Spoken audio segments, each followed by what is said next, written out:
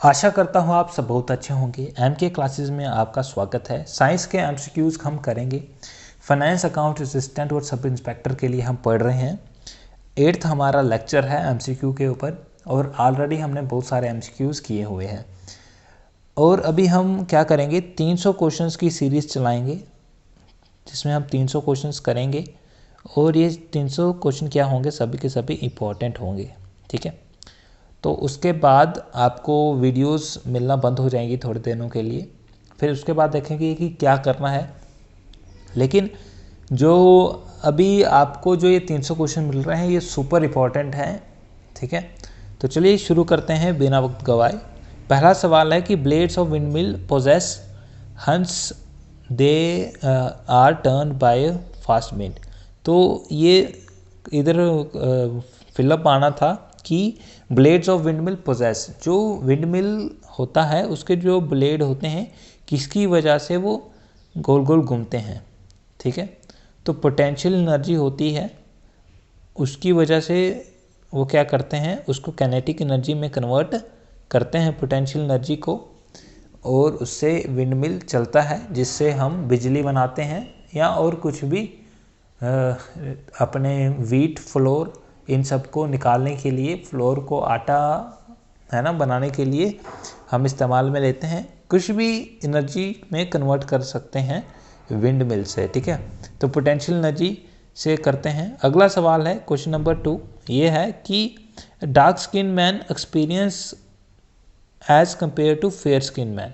तो dark skin man होते हैं वो, अभी मैन वुमेन मतलब कि सेम ही है। ठीक है, कि जो डार्क स्किन कलर के लोग होते हैं उनको क्या उनको क्या फ़ायदा या नुकसान होता है। देखिए, उनको गर्मी लेस हीट लगती है, उनको गर्मी कम लगती है। जिनकी स्किन डार्क होती है उनको गर्मी कम लगती है और लेस कोल्ड, और सर्दी भी कम लगती है। ठीक है, तो जो डार्क स्किन लोग होते हैं उनको गर्मी कम लगती है और सर्दी भी कम लगती है। ठीक है, अगला सवाल है कि what device is use to break complete electric current. तो कौन सा डिवाइस को इस्तेमाल में लिया जाता है जिससे हम सर्किट को ब्रेक कर सकें या सर्किट को कंप्लीट कर सकें।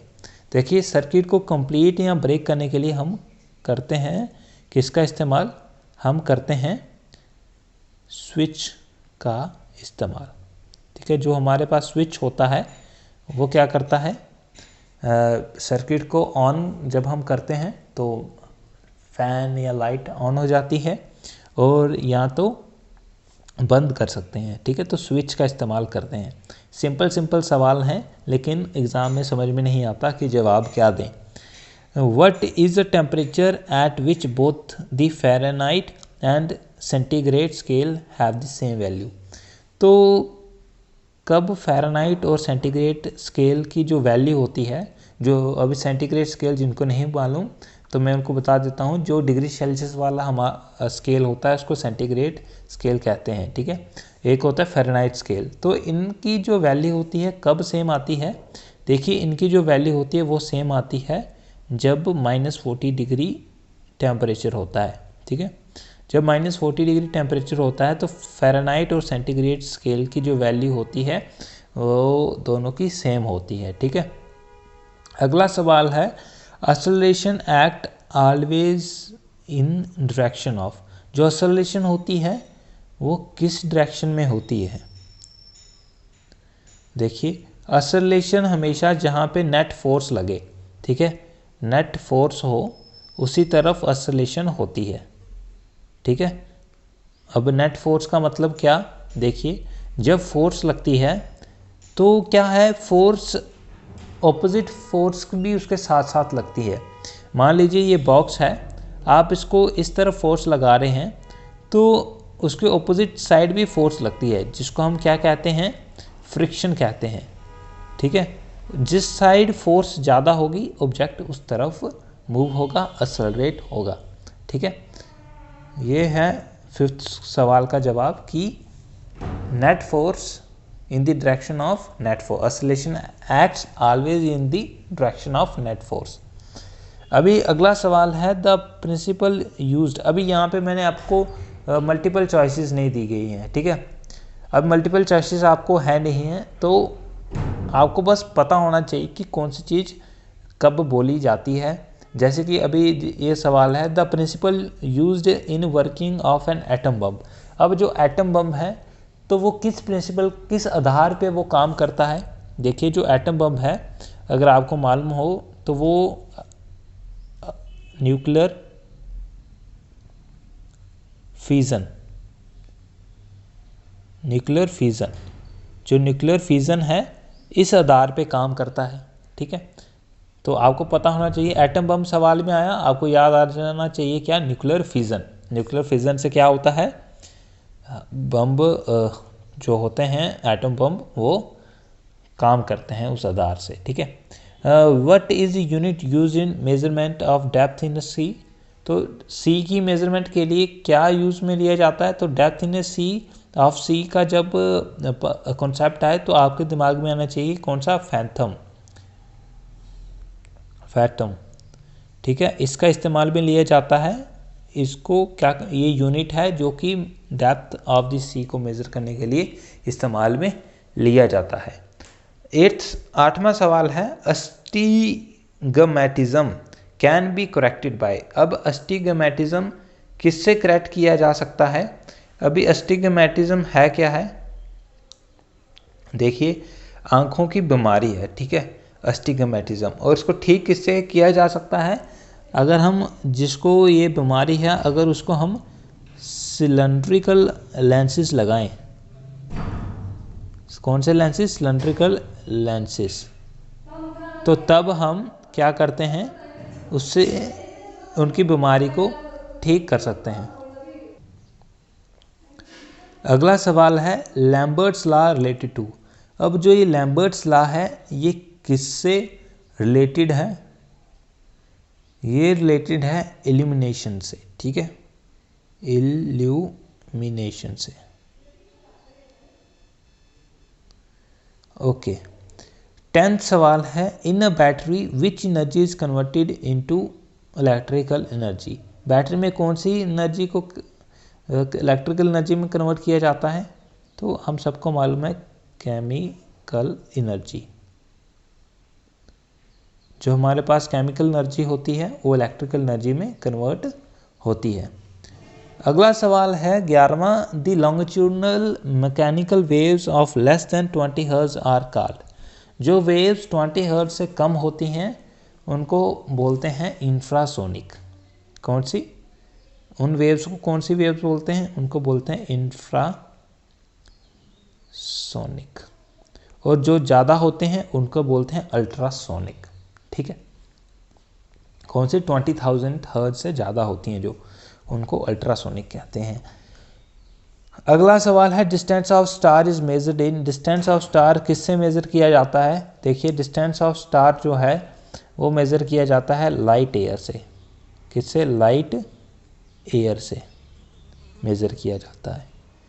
Albert Einstein was awarded the Nobel prize for. Albert Einstein को नोबेल प्राइज़ मिला था, किस लिए मिला था, तो ये मिला था उनको किसके लिए, फोटो इलेक्ट्रिक इफेक्ट के लिए। किसके लिए, फोटो इलेक्ट्रिक इफेक्ट के लिए। देखिए अभी आप वीडियोस देखते हो, कॉपी पेन लेते नहीं हो तो कैसे काम चलेगा। कॉपी पेन लो और इनको नोट डाउन करो, छोटे छोटे, जैसे कि मैंने बताया distance of star, light year का इस्तेमाल लेते हैं, लॉन्गिट्यूडनल वेव 20 हर्ट्ज से ज़्यादा, इंफ्रासोनिक, ऐसे ही करो। पीडीएफ के भरोसे मत बैठो, ठीक है। बहुत वक्त लगता है ये पहले पीडीएफ्स आपको लिए बनाना, फिर वीडियो बनाना, फिर उसके बाद पीडीएफ्स अपलोड करना, इनके आंसर्स लिख के, फिर बहुत टाइम लगता है, ठीक है। तो इसलिए आप कॉपी पेन लो, और स्कूल में तो कॉपी पेन लेके ही पढ़े हो, है ना, तो ये थोड़ा ऐसे ढंग से करो, ठीक है। अब electric motor converts the electrical energy into. अब जो इलेक्ट्रिक मोटर होती है वो इलेक्ट्रिकल एनर्जी किस में कन्वर्ट कर देती है, वो करती है इसको मैकेनिकल एनर्जी में कन्वर्ट। किस में, मैकेनिकल में, ओके। अब रॉबर्ट कॉच हैज़ इन्वेंटेड। अब रॉबर्ट कॉच ने क्या बनाया, उन्होंने बनाया, रॉबर्ट कोच ने, इलेक्ट्रॉन माइक्रोस्कोप। ठीक है, क्या बनाया था इन्होंने? रॉबर्ट कोच ने बनाया था इलेक्ट्रॉन माइक्रोस्कोप। ठीक है, अगला सवाल है force of attraction between the molecule of different substance is called. तो क्या कहते हैं इसको? एडहेसिव फोर्स कहते हैं। इसका आंसर तो मैंने पहले ही दे दिया है। ठीक है, तो एडहेसिव फोर्स कहते हैं जो कि दो मॉलिक्यूल अलग अलग सब्सटेंस को जो जोड़ती है। ठीक है, electrons in good conductor are. तो जो इलेक्ट्रॉन्स होते हैं गुड कंडक्टर के, वो क्या होते हैं? वो होते हैं लूजली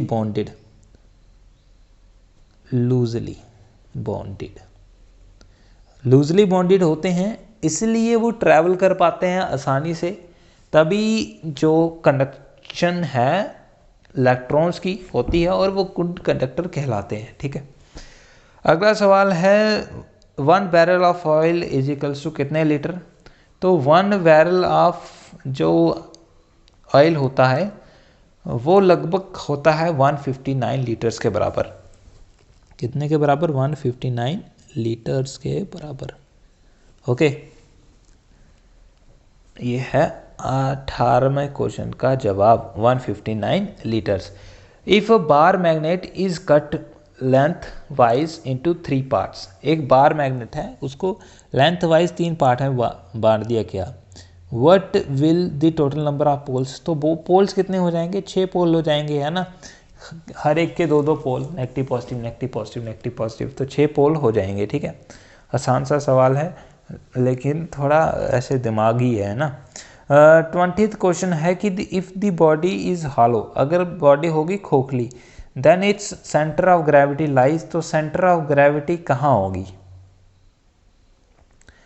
तो अगर देखिए, अगर बॉडी होगी हॉलो तो उसकी जो सेंटर ऑफ ग्रेविटी होगी वो होगी आउटसाइड दी मटेरियल। वो कहाँ होगी? आउट। थोड़ा इसको क्लियर करके लिखते हैं।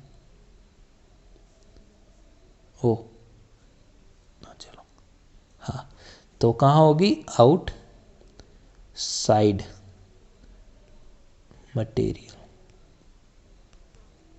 मटेरियल के आउटसाइड में होगी। ठीक है, अगला सवाल है 21वां, if the temperature inside a room is increase. अगर टेम्परेचर रूम का बढ़ जाए तो ह्यूमिडिटी का क्या होगा? तो ह्यूमिडिटी भी क्या हो जाएगी? डिक्रीज हो जाएगी। अच्छा, ह्यूमिडिटी, रूम टेम्परेचर इंक्रीज होगा तो ह्यूमिडिटी हो जाएगी डिक्रीज। और ह्यूमिडिटी होती क्या है? ये होती है कि एयर में कितने वाटर ड्रॉपलेट्स हैं। तो जितने वाटर ड्रॉपलेट्स एयर में होंगे तो वो डिपेंड करेगा। अब गर्मी बढ़ गई तो वाटर ड्रॉपलेट तो ख़त्म हो जाएंगे। तो ठीक है, in summer the mirages are seen due to the phenomena of. देखिए, मिराजेस बनते हैं जब गर्मी हो जाती है। ठीक है, मिराजेस, और इसकी मिराजेस अभी एक्सप्लेन क्या करूं। देखिए, जब हम अगर आप गर्मियों में बाहर निकलोगे ना रोड पे, आप देखोगे कि रोड क्या है कि आपको दूर कहीं पे पानी दिखाई पड़ेगा। ठीक है, पानी, ऐसा लगेगा कि पानी है वहाँ पे, आपको सूरज दिखाई दे रहा होगा। ठीक है, आप गाड़ी लेके आए, ठीक है, आप गाड़ी लेके आए और क्या, मान लीजिए ये आपकी गाड़ी है। ठीक है, तो आपने देखा, क्या देखा कि यहाँ पे सूरज की चमक आ रही है, ऐसा लगेगा कि पानी है वहाँ पे, लेकिन पानी होगा नहीं। क्यों? ये होता है मिराज की वजह से। अब मिराजिस होते क्या हैं? मिराजिस होते किसकी वजह से हैं? ये होते हैं टोटल इंटरनल रिफ्लेक्शन। किससे? टोटल इंटरनल रिफ्लेक्शन, इसकी वजह से होते हैं मिराजिस। ठीक है, in the visible spectrum which colour has the longest wavelength. तो किसकी लॉन्गेस्ट वेवलेंथ होती है? तो रेड कलर की होती है लॉन्गेस्ट वेवलेंथ। ये दूर से भी दिखाई दे देता है, ये धुंधला नहीं पड़ता है। ठीक है, क्यों धुंधला नहीं पड़ता है रेड कलर? क्योंकि इसकी वेवलेंथ होती है ज़्यादा, ज़्यादा वेवलेंथ वाले धुंधले नहीं पड़ते, तभी शाम और सुबह जो हमारा सूरज है वो थोड़ा थोड़ा रेडिश दिखाई देता है। ठीक है। In which medium sound travel faster, कौन से मीडियम में साउंड फास्टर ट्रैवल करती है? तो सॉलिड। सॉलिड में बहुत तेज है ना, साउंड की जो स्पीड है सॉलिड में सबसे ज़्यादा तेज होती है। Insects can move on the surface of water without sinking due to, अरे क्यों नहीं डूबते यार? आपने देखा होगा चींटियाँ पानी में ऐसे ही तैरती रहती हैं, तो क्यों नहीं डूबती? क्योंकि पानी क्या है, पानी के अंदर होती है सरफेस टेंशन। सरफेस टेंशन, और ये सरफेस टेंशन क्या करता है? डूबने नहीं देता है। अभी आप कंफ्यूज मत होना इस सरफेस टेंशन टर्म से, मैं आपको बताता हूँ। आपने कभी अभी ये मैं बनाया डब्बा, ठीक है, और डब्बे के ऊपर ये बोतल बना दी मैंने। तो अगर इसमें शहद है, आपने देखा होगा कि शहद बहुत धीरे धीरे नीचे गिरता है ना, बहुत अगर निकालने की कोशिश करो बहुत धीरे धीरे आता है, क्योंकि उसकी सरफेस टेंशन बहुत हाई होती है। ठीक है, वो इतनी जल्दी नहीं गिर सकता है तो वो लिक्विड है, लेकिन सरफेस टेंशन उसकी बहुत ज़्यादा हाई होती है। वैसे ही पानी की जो सरफेस टेंशन होती है वो जो इंसेक्ट्स के लिए बहुत हाई होती है और वो उसमें नहीं डूबते हैं। ठीक है, तो ये थे कुछ सवाल आज के। अगर ऐसे वन लाइनर आपको अच्छे लगते हैं तो आप मुझे कमेंट सेक्शन में बताए ना कि हाँ ठीक है, ऐसे नहीं तो मैं कल से फिर से वही सेम जैसे पहले से मैं MCQ लेके आ रहा था ऑप्शंस डाल के वो डाल के दूँ। ठीक है, ओके, धन्यवाद, खुश रहिए। चैनल को सब्सक्राइब कर देना अगर आपको हमारी वीडियोस अच्छी लगती हैं, और लाइक भी कर देना। धन्यवाद।